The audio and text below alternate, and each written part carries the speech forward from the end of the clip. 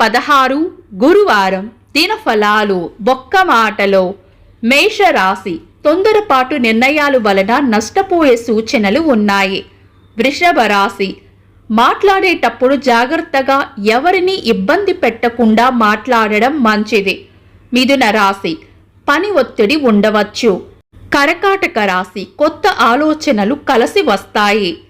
సింహరాశి డబ్బు విషయంలో జాగ్రత్త అవసరం.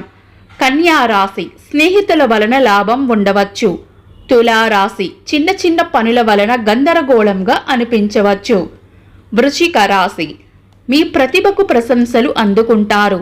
ధనుస్సు రాశి శాంతంగా ఉంటే చేపట్టిన పనుల్లో విజయం ఉంటుంది. మకర రాశి పెండింగ్లో ఉన్న పనులు పూర్తి చేస్తారు.